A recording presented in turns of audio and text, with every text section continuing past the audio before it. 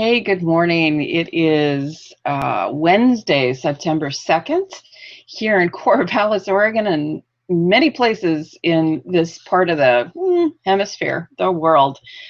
Today is my mother's 89th birthday. Just like, wow, isn't that amazing? So she's 89 years old today. Her name is Jean, and she's just an extraordinary woman. So when you see this, because I imagine that it'll only be sometime in the future that folks will see this, please just make in the comments, happy birthday, Jean Marie, 89, yay, or whatever it is you want to say, but please wish her happy birthday. All right, so there we go. Now you know who I am. I am Adrienne Fritz, and I'm the founder and creator of the Money for Something workshops and presentations, etc.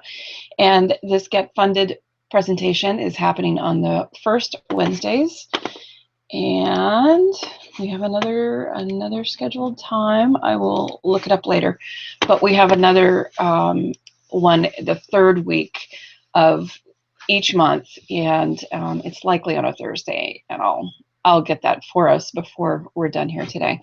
So we're going to do a simple presentation on crowdfunding and just an overview. I'm going to present some case studies, etc.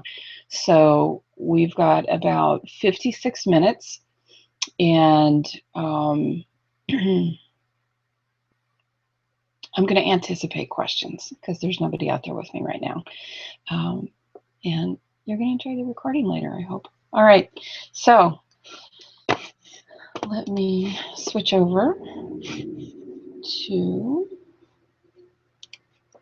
so yesterday was amazing. I was invited onto a webinar for people who do what are called Games in the World. And Games in the World is a program of the Team Management Leadership Program in Landmark. And typically, the Games in the World are games that will impact not just the life of the person who's created the project or the game, but communities out in the world, which is the whole point. And I'm very fortunate to have several graduates of that program in the intensive that just completed literally yesterday. One of the projects is solar kitchens for folks in Zambia, which is part of a larger ongoing series of projects to impact the poverty and diseases like malaria in Zambia. And another participant in the intensives, he has another project where he has created a company that recycles old tires, waste tires, into tiles for your house, your home. Extraordinary, beautiful, lasts longer than any other tiles, just an amazing project. And he's creating an extension of his business that will help countries like Zambia take this idea, and entrepreneurs within that country will be able to start a version of the company there. And so it will be impacting both the economic viability of the area by creating not just a new business, but new jobs and a potential export even. It's just really what's possible with his project is amazing.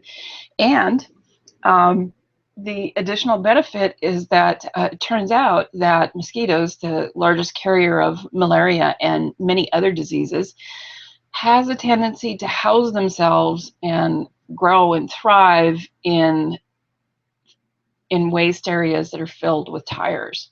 Tires are a perfect home for mosquitoes. And so in the process of creating useful materials in a very resourceful and sustainable way, The project will also impact the rate of malaria in the countries and the areas that use this process. It was pretty extraordinary. It was such a privilege to be with folks like that yesterday and present the show that I'm going to share with you now, the slideshow. Also, I was tickled to find out that one of the other expert guests was Jed Cohen, who is one of the founders of Rocket Hub. And he's also a graduate of that program. So it was phenomenal, a phenomenal show and phenomenal experience to be with these people and share my knowledge and have them share theirs as well. So we'll see if we can get Jen on this show at some point. That'd be awesome. Okay, so I'm going to switch over to my slideshow. And we'll start here. So what you all know is that I do run this project called Money for Something. It's an offering through my business, Artwork, and it really is designed for the creativepreneur.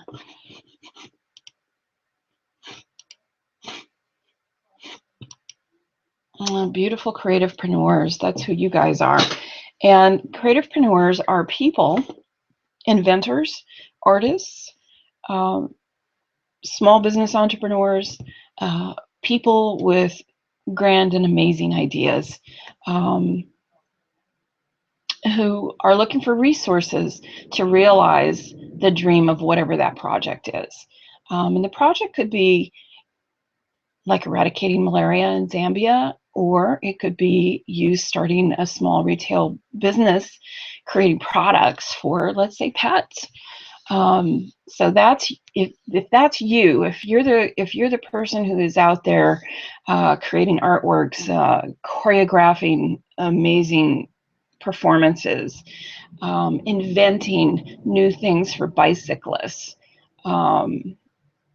Oh man, you name it, then this is the place for you. This is the place where you'll find not just funding, but more importantly, the crowd that is interested and passionate about what you do. So we're going to go through this slideshow now. So welcome, beautiful creativepreneurs. So today, I'll tell you a little bit more about myself and why I do Money for Something and why I'm doing this broadcast. You're not out there, so but what I would love for you to do is introduce yourself in the comment sections below the replay of this video. So yes, say happy birthday to my mother who just turned 89 years old, and share who you are and what you're up to and what you are looking at crowdfunding as a pathway for fulfilling on whatever it is that you're up to. I'd really like to know. That would be so awesome.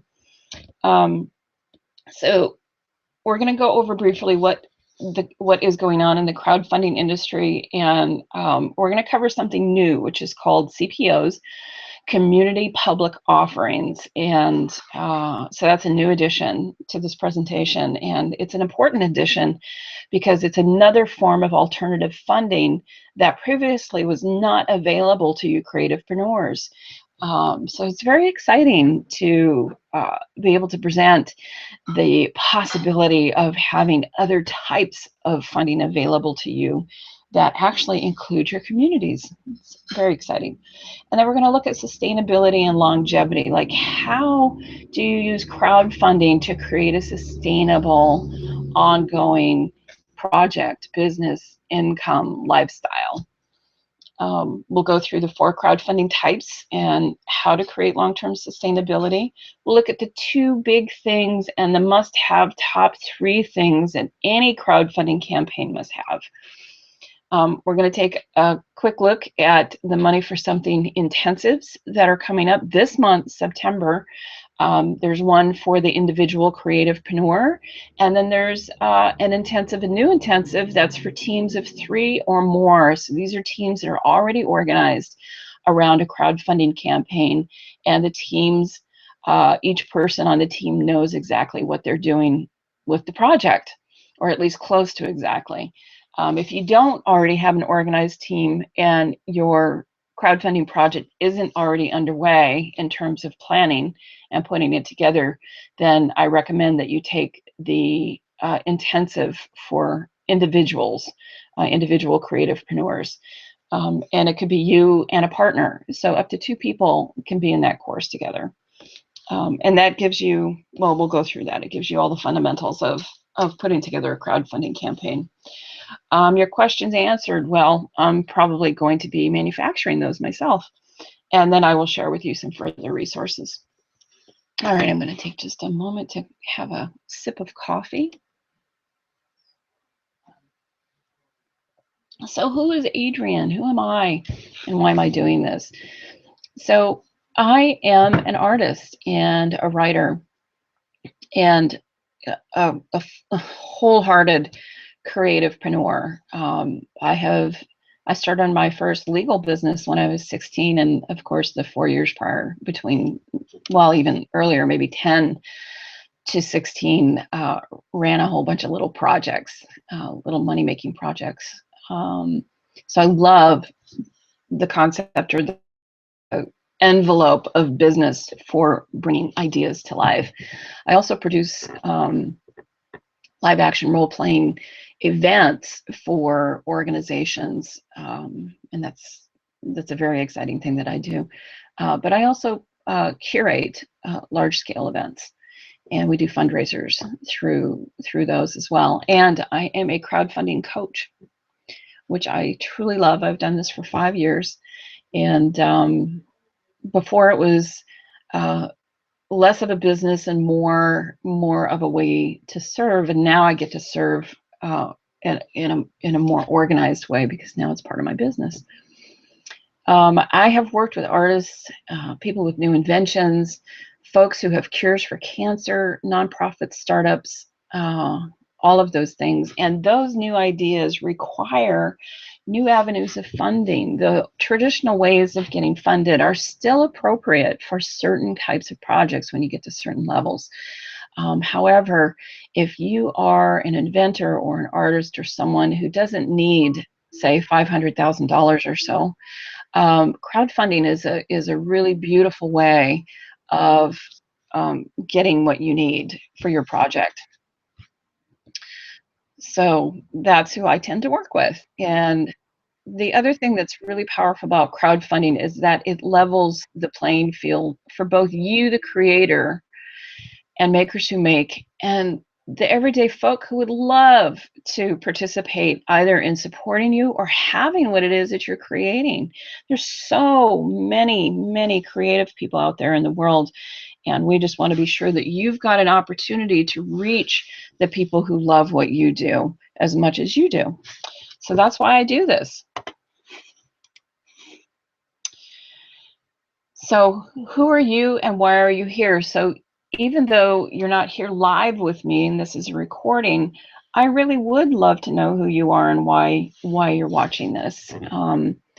And what are you looking for? What kind of resources can we provide? There's several resources on our website already, like the big list of crowdfunding sites. That's a great place to start your research around where to run your crowdfunding campaigns. We've got Get Funded videos where I'm working with participants in my courses or folks who are intending to run crowdfunding campaigns, and we actually work on an aspect of a campaign with my guests.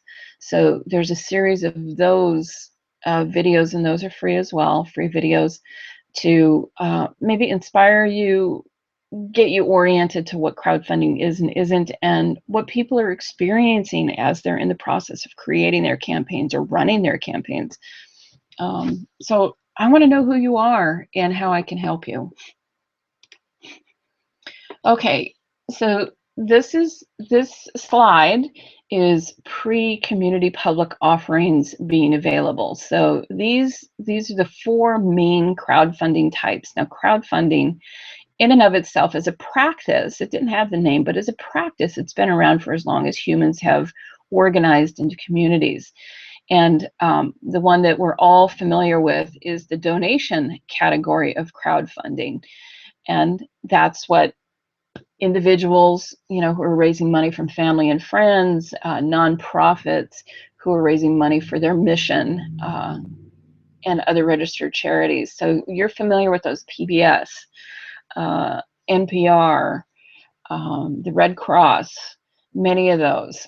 You're familiar with those kinds of crowdfunding types, the donation category. The rewards-based crowdfunding model, it's similar to the donation-based model, and yet it's different. So you have the items that you will exchange for a pledge.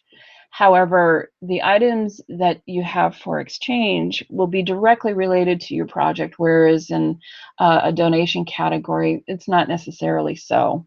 The rewards-based crowdfunding model works best when the offer, the pledge offer or the perk offer, is directly related to the project that you're requesting support in. So that's the rewards-based crowdfunding model, and that's Rocket Hub, Kickstarter, Indiegogo, and several other pledge-based sites. Then there's the lending-based model.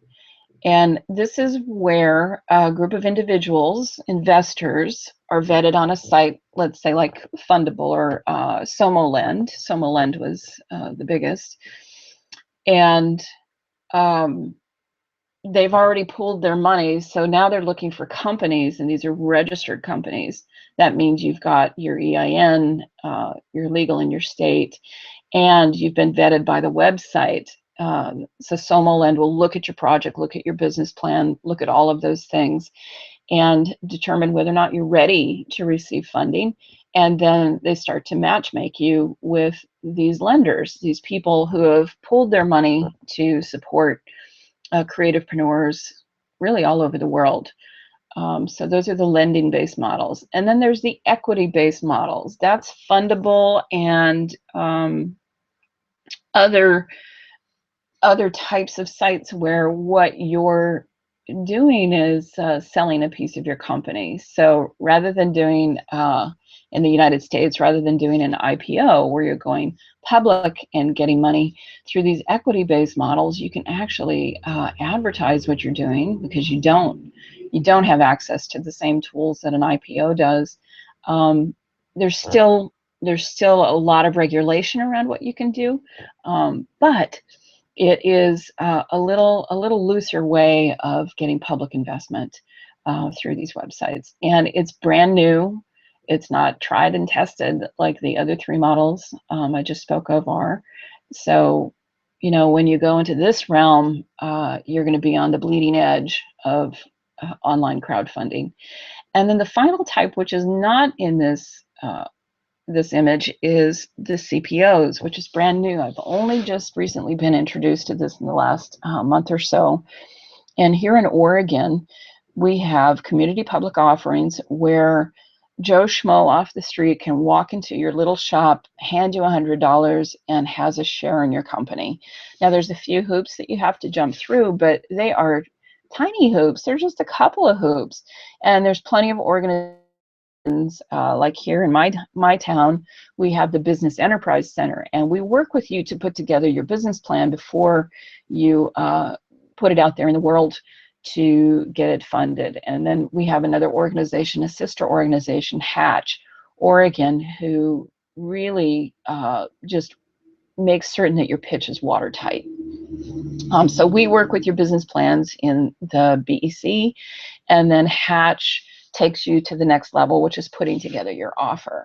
It's an extraordinary opportunity, and then you can go out and ask family and friends and current customers to pony up $100 to have a percentage of a share of your company. It's really extraordinary. And with the CPO, it's not just equity.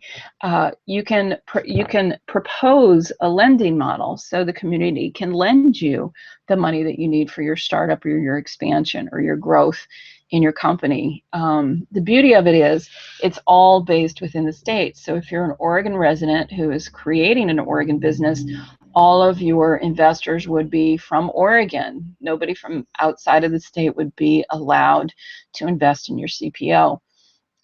What this does is it harnesses the communities within which the businesses reside. And it's really a beautiful concept, and it's brand new in Oregon. So we've got a handful of projects that have used the CPO and are succeeding. But it's still in its early stages, just like the equity crowdfunding is. So it's exciting though. It's exciting because it really does level the playing field out there for ideas, for people with ideas who want to turn those ideas into some form of a business. It really does level the playing field in terms of how you can get supported and where that money can come from.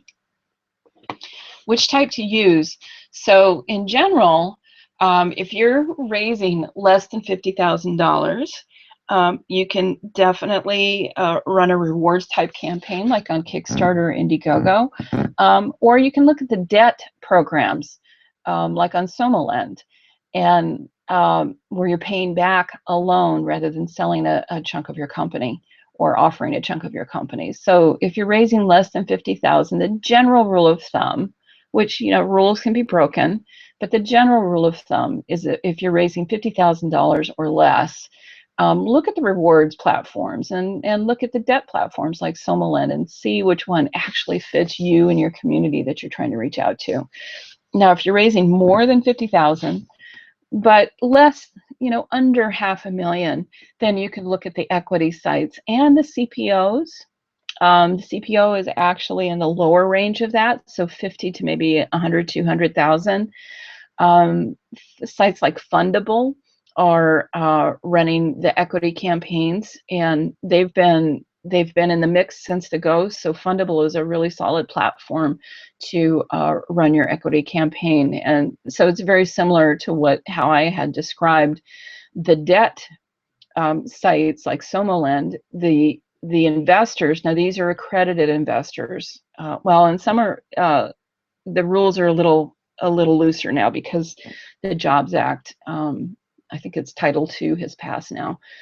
So, but you are, as an investor, you are vetted into whatever site that it is that you want to be investing on. So Fundable, for example, you as an investor would share whatever credentials it is that they're asking for, and it's like a pre-approval process. So then you're set up and ready to invest in projects that that Fundable then turns their eye to, scrutinizing business plans, scrutinizing the team that's putting the project together, etc., before it's allowed on the equity portion of their site.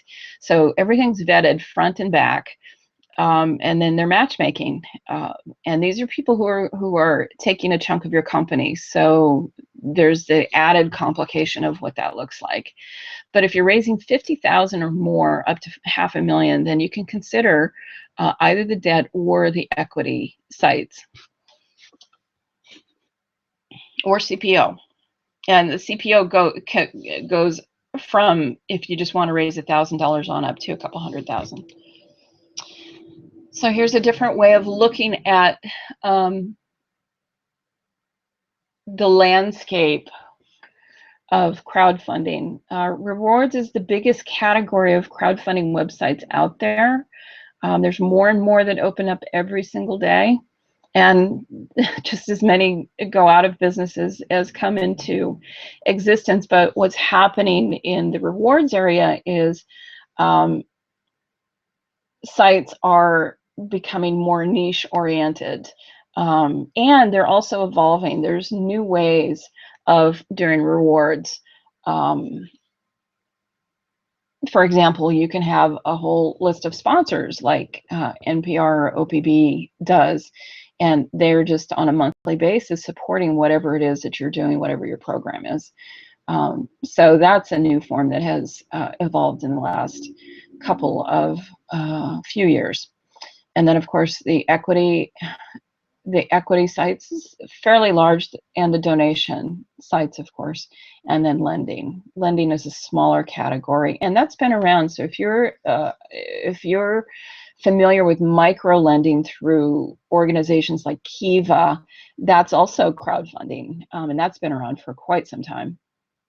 But you get your money back with interest. With equity, the investor owns a part of the project. With rewards, it's a donation that gets you a promised perk, and donation you give for nothing in return other than to give. So those are the four main categories, and you can throw the CPO, the community public offering, in both the equity and lending portion of that Venn diagram. Okay, this is on our website. This is our big list of crowdfunding sites, and we're in the process of updating the list, but there's a very solid foundation of sites to start with there. And let's see, can we take a quick look at that? You really, when you're starting to do, think about doing a crowdfunding campaign, you really want to do your research. Like before you launch, there's a lot of work that has to be done, and we'll get to that in a second. But first, I'm going to take a little look-see at our site. So I'll move this over in just a second. Let me get to what I want here. Move this over here. Okay, awesome.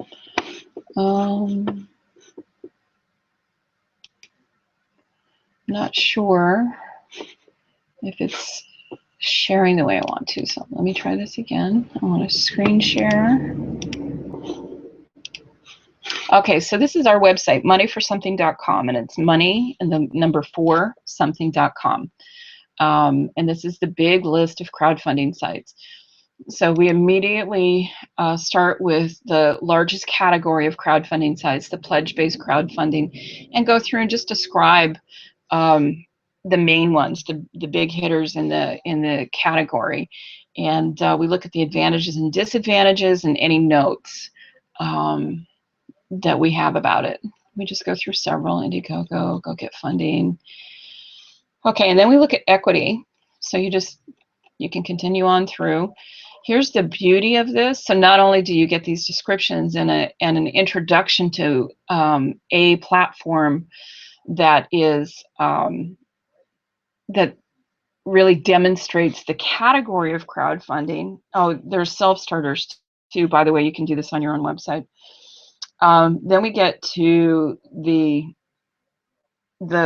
really amazing part of this list, which is we have a list of many crowdfunding sites here.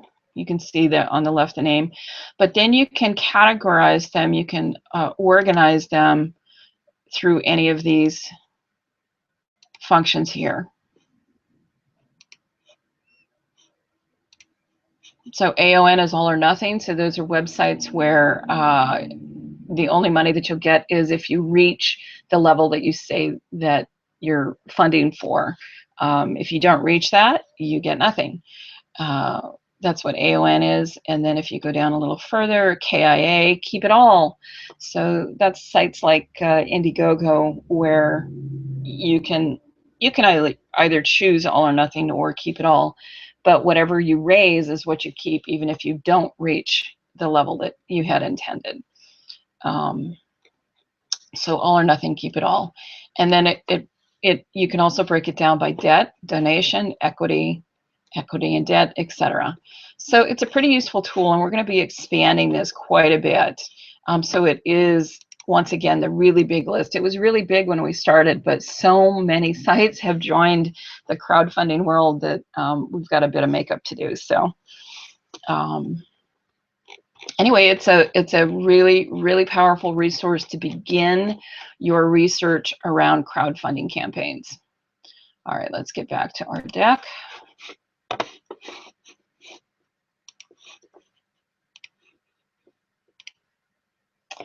Okay, so that's the big list, and again, you do want to do your research, because if you don't know where you are and where your market is, it makes it really difficult to succeed with your campaign.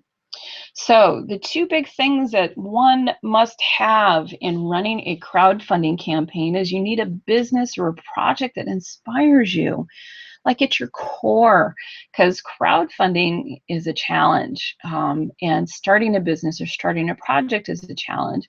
And if you're inspired just down to your core around your project, it makes it doable in those moments when the last thing you want to do is pick up the phone and make a phone call. The last thing you want to do is get up and, like me this morning, I slept until 10 to 9. And if it wasn't for my partner and our commitment to this, we wouldn't be doing this broadcast right now. So have a project that inspires you, that causes you to take action in those moments that's the last thing you want to do.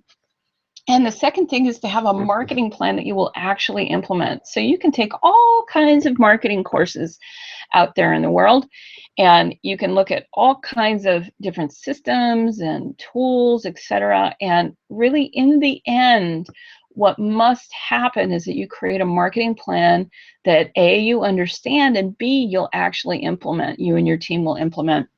And I've created marketing plans in a whole variety of ways, from using tools that are traditional, that folks who are familiar with those tools are much happier with, to things like this whiteboard, where we create a strategy within a conversation, and then we look at the different stages of what that campaign could look like over time. And that's what that whiteboard represents. And so that was a simplified version for the artists that I was working with, and the creativepreneurs who did not have a marketing background. That's what we did. Why? Because you want to have these things in place, because a crowdfunding campaign is intense. It is tedious work, and that it absolutely demands your full attention and commitment. And so the moral of the story is, love what you're pitching. I love what I do with Money for Something. You get to take your heart and your soul and do what you love. So love what you're pitching. Love what you're pitching. 3 must-have elements to succeed. Your campaign must have these 3 things. You want to have plenty of time to do your campaign justice, and we strongly recommend that you take 4 to 6 months to put your campaign together. Now, putting a campaign together is more than just putting the page up on Kickstarter.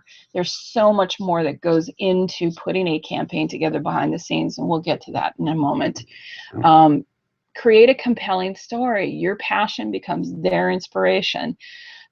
Within our course, we have tools to help you create a compelling story, making it brief and to the point, and then all of the case study material behind it, in anticipation of what anybody may want to know about your project and your personal story. Like, why are you doing this?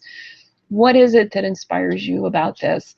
And what was the journey that got you there? Start just by telling your story, sharing it, and refining it. Refine, but be your passion, because that will be their inspiration. And the third thing that you want is a strong core base of supporters and a growing fan base. What does that mean? That means family, friends, a community around you who is already supporting the project that you're involved in. If you don't have that, start sharing what you're up to and gain those supporters, and tell them that you're interested in running a crowdfunding campaign to grow and launch whatever your project is. So start to build a core base of supporters. If you don't have them, look in your life, sit down, write a list of 100 names of people in your life that you can just reach out and tell what you're doing. And it could be the grocer, it could be your hairdresser, it could be your mom, your grandma, whoever. Get that list together and start sharing with those people what it is that you really want to do and what you're looking at crowdfunding to support. And then a growing fan base, once you've got your core base of supporters, then you can energize them in such a way they will be inspired by your passion and your idea to begin building the bigger fan base. Why? Because putting your project on Kickstarter or Indiegogo does not ensure that you will find funders. You probably will not. It's a rare case, like one in 100,000. I'm going out on a limb there. It's probably 1 in a million, where you could just put up a project and boom, people find you and you have success. In fact, I don't think any campaign I've ever looked at that has succeeded has been managed that way. You always come with a core set of supporters because you need the crowd. Crowdfunding is about the crowd. The funding is just a resource. It's that crowd that you want to attract and inspire and be with to have your campaign be successful. There are no overnight successes in crowdfunding. The more marketing and relationship building you do before the campaign goes live, the better your odds for succeeding. Like, no kidding. You want to put in the work of creating these relationships before you launch. All right, a Venn diagram to campaign buy. So these are the key elements of the story, your social network, and the reward system. And then once you've got your structure together, then it's all about engaging. So it's using that social network, using your skill at storytelling, and you can build that skill. You may not be a good storyteller. I sure wasn't, but I've built that skill of becoming a much better storyteller, and I'm getting better every day. You use these elements in the reward system to attract them, to engage people. Almost that engagement circle should be huge and encompass the entire storytelling social network reward system piece, because it's engagement that has things happen. It's people taking action, you making invitations, you making requests, and they saying, yes, absolutely, I'll help you in whatever way I can. That's what you're looking for. So this is the organization of a campaign. Okay, I'm going to take just a little break, and then we're going to jump into this particular project. I need to get some water, so I'm going to just break for a couple minutes, and then we'll be back.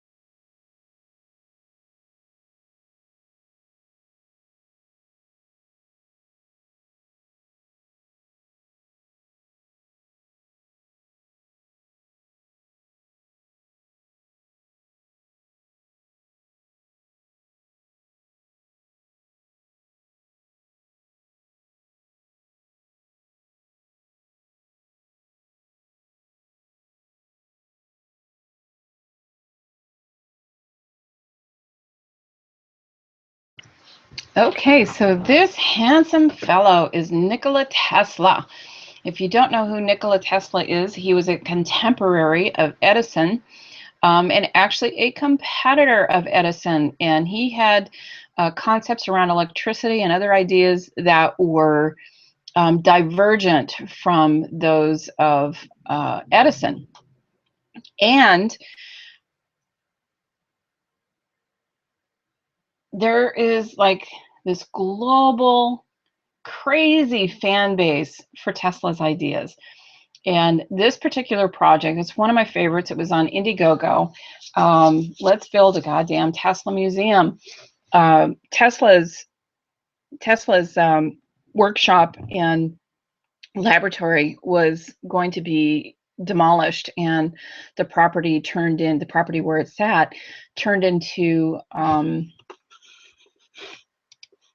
apartment buildings. And the Tesla fans were like, no, no, no, no, let's turn it into a museum so people can learn about this alternative way of thinking about electricity and other innovative ideas. And so they got together an idea concept for purchasing the property, purchasing the building so they could save it and convert it into this amazing museum. How did they do that? Well, first they got organized. They found other fans. They have a little it's a nonprofit, and it may have just been a loose organization before this started, but now it's a nonprofit. And they started talking about, well, what's possible? Because you could easily go to, there's no way we're going to raise $2-3 million to purchase the property and the building, and then we have to refurbish it. Like, you could easily go to, it's not going to happen. But these guys didn't. They started thinking outside the box, and they chose Indiegogo as the platform to share the idea that they worked on for several months before they launched this campaign. And it was outrageous because at that time, no one had raised this amount, this kind of money on Indiegogo. So it was a breakthrough for the platform itself, Indiegogo, and it was a breakthrough for this kind of project. It's not like, everybody will be able to go to this museum. It was the idea of the museum, the idea of preserving alternative concepts around life and how we live life, that really inspired this project. And so they started putting all of their pitches together and started talking to people out in the world. And they spent time putting this campaign together, thinking about what the perks would be, putting together the content for the website. So the copy was critical, and sharing who Tesla was. These are the perks. So the claim here is that Tesla loves the number 3. So you'll notice that a lot of these levels have 3s in it, that are directly related to Tesla, or the competition between Tesla and Edison. And then there's all kinds of other bits and pieces here that, again, directly relate to the project. So it's not like you're on PBS for a fundraiser getting a novel or something like that. It really is related to the project, directly related to the project, and that is the most powerful way to put perks together, is by having them be directly related to your project. The top factor in the success of this project, the key factor, was the passion of the fans of Tesla and his ideas. But the top factor in its success was its biggest fan, who happens to be a fellow who has a column called The Oatmeal. And he goes by The Oatmeal, Matthew Inman. And he's a huge Tesla fan, and he had written one of his blog posts on Nikola Tesla, and it was one of the most popular posts that he had done on his blog. And they reached out to him and worked with the oatmeal to put together the campaign. And so the oatmeal became a critical factor in the success of this campaign. This guy has over 1 million rabid fans, and I'm talking rabid. It's not just passive viewers. These are people who actually participate with him. So they couldn't have picked a better representative in the social media world than the oatmeal. And there are people like that out there for your project in your arena. I guarantee it. There's a tool called BuzzStream that can help you find those people pronto, like quick. It's amazing what's out there now to help you with these things. So the oatmeal started running the campaign on his blog and using all of his resources and connections to get the word out about this particular project. Wow, how amazing is that? So this succeed. It had the 3 must-haves. The campaign was well thought out. It really was well thought out. Maybe not in the detail that some of the newer campaigns are going through, but this campaign set the precedence for really thinking about and working through the details of what this is, and really how do you leverage the passion of the Tesla fans. The story is entertaining, and the oatmeal illustrated this too, so it made it even more entertaining, compelling, and audacious. The story itself is audacious, but with the help of the oatmeal, it became even more so in social media. And then the Tesla fans are among the most rabid fans in the world. So, bloggers are your friends. Court them. Find the bloggers out there who have an active audience, who have the same interests that you do.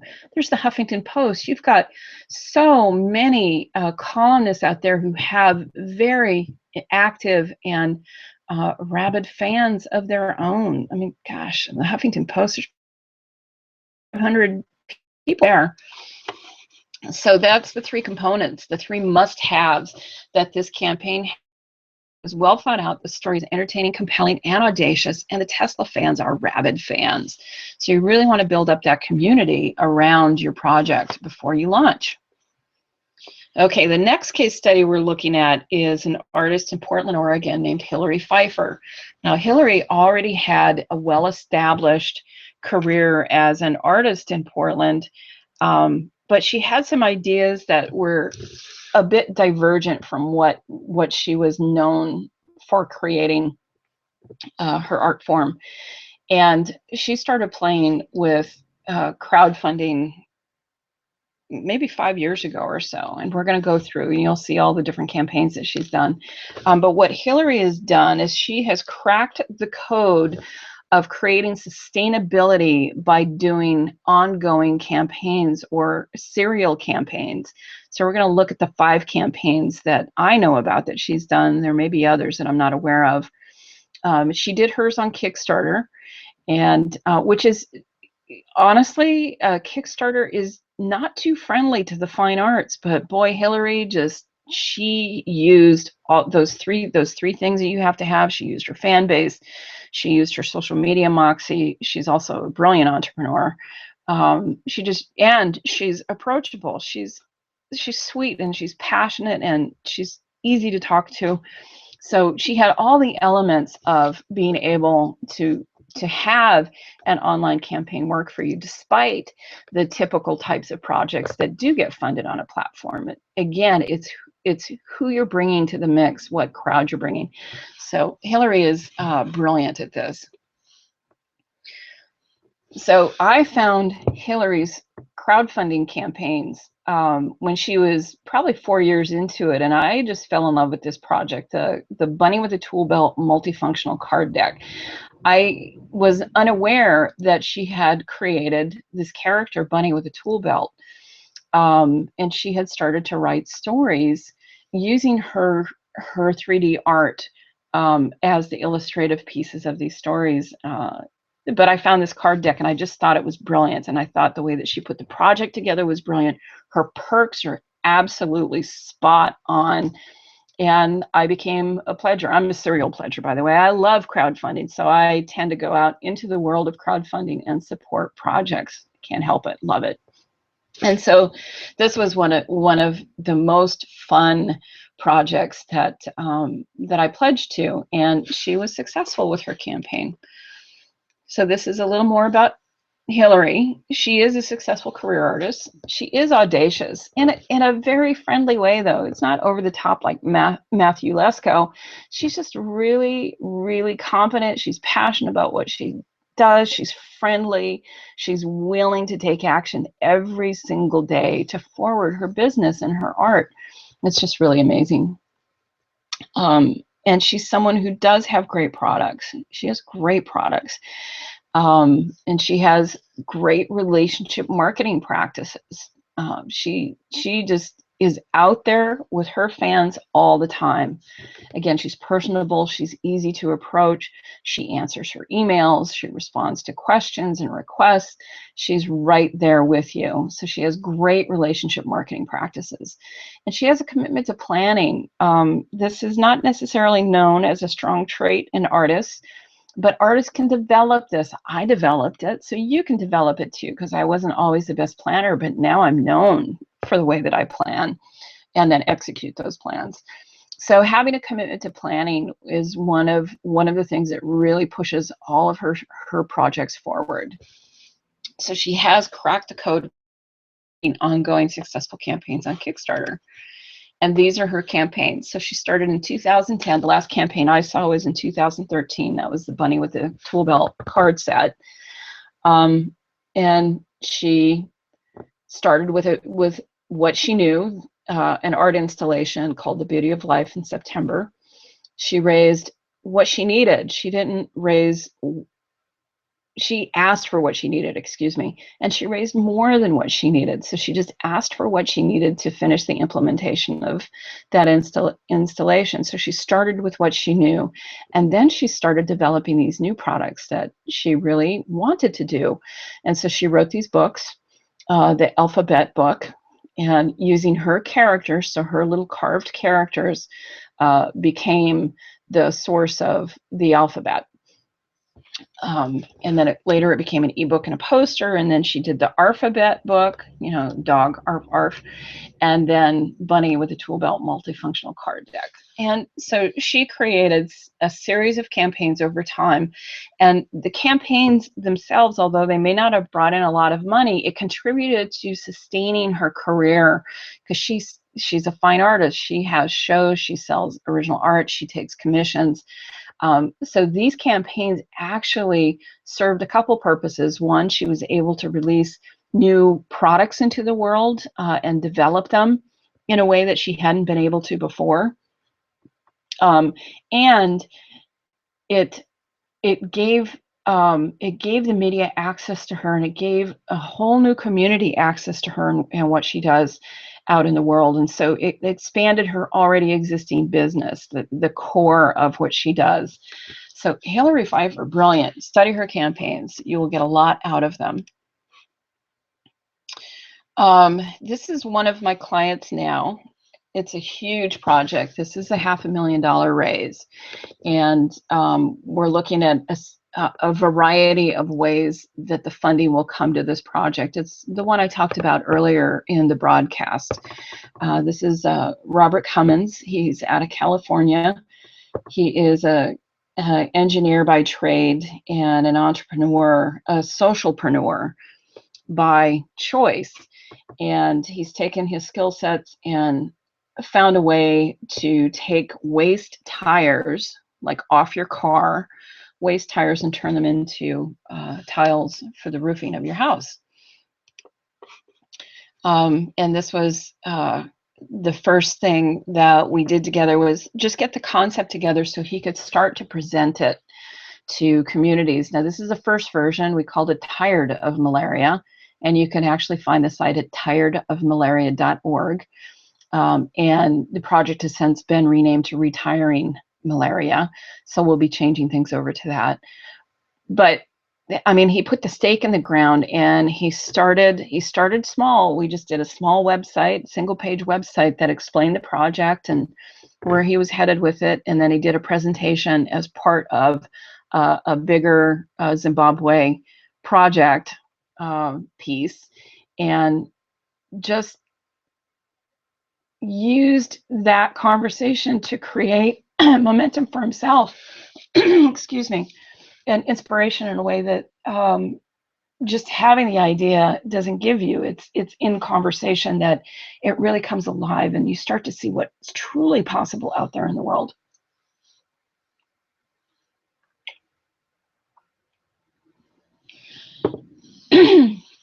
So, excuse me, Robert and his team just completed the Money for Something intensive for teams, and he's got a team of about eight to 10 folk who are working with him to put this campaign together, and working with him to put his business together, which is the heart of this, is getting that business up and running and manufacturing such that they can replicate the process and empower people, in this case, in Zimbabwe. So they have both economic viability, a future, and they're taking care of a very serious problem over there at the same time. Beautiful, beautiful project. You can check in with us from time to time on Get Funded. I will be inviting Robert to be part of those conversations as he and his team are continuing to build their campaign. So this is the other crowdfunding, the investment crowdfunding. So we touched on this earlier with the equity and debt-based sites. You can borrow or sell a stake in your company. We already talked about this. This is the Jobs Act that allowed this to happen in the United States. Before, you had to be an accredited investor who had $2 million worth of property to be able to invest in a public offering, an IPO. So the Jobs Act is giving us a little bit of freedom around how we can find investors for our companies, and that's incredibly exciting. Now, this is the CPO, which is an even more exciting version. These are the states, the green states are the states that are doing community public offerings. If your state is a green state, go find out about this. It's an amazing program in Oregon, and I imagine it's the same in all of the other states. The yellow states, they just have one or two things that they need to complete before they turn into the green states. And then the gray states, of course, haven't started the process yet at all. But there's plenty of states out there who have. And so if you're in a green state, find out about it, get involved with the organizations that have been empowered to help you with your community public offering. Oh dear. And just get that whole process started. And this is our local hatch in Portland, Oregon. And then this is the workshop. So I need to make one little change here, if you will bear with me.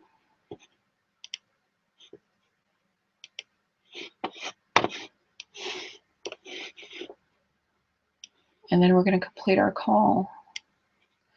And I just realized that I probably was not broadcasting several of the last slides in the last 30 minutes. So I'm going to go back in and edit that piece so we've got the slides to go along with the voice cracking oration that goes with it. Let's see. We can go back over here. Awesome. All right, so these are some of the tools that you get in the crowdfunding intensive. Now with this last course, the Teams course, we've actually converted a lot of these materials into Google Docs. And so there's a central repository where many of these tools now are interactive. So your teams can work on these projects. Your teams can be all over the world and able to craft these projects together using the Google Docs that we've created for this. These are some of the spreadsheets that were developed to help you identify what perks will be most beneficial for your project, how much money you'll make off of each pledge level, so you can accurately assess how many perks you need to get out there in the world to cover the cost of your project. So all of these tools, we've got roadmaps, marketing tools. All of these tools help you put the conversation of your campaign together. And then there's online support. We have a private community. Once you are a participant in one of our workshops, or you purchase one of our downloadable kits. I've got a kick-ass crowdfunding kit right now for $5. That price will be going up, so I would get it now if I were you. But that contains all of the materials that we use in our intensive to craft the campaigns. What it doesn't have, of course, is the coaching and the live on the court experience that you get inside of the intensives. But you still get support. If you're a really competent DIYer, that could be the place to go for you. So here are the intensives that are coming up. We've got one starting on September 15th. You can register at that URL. And the teams, the one for teams, and this is teams of 3 or more, where the teams are clearly defined. You know what your job is inside that crowdfunding team. That one starts on September 24th. These 4 bullet points barely scrape the surface of what happens inside of and what you get inside the intensives. It's an amazing experience, both for me and for the participants. It's also 100% guaranteed if you do the work as it's designed. So you do the coursework the way that it's designed. If you find that this is not valuable for you, I will give you your money back. 100% guarantee. If you're interested, you have requests, send me an email at empower@moneyforsomething.com to get information as it is available. All right, thank you so much, and I'll be editing and republishing this soon, so look for it, I would say, by the end of today. So today is September 2nd, my mom's 89th birthday. It's 10 a.m., so this will be live and available to you in about 11 hours by 9 p.m. tonight. All right, thank you for joining me.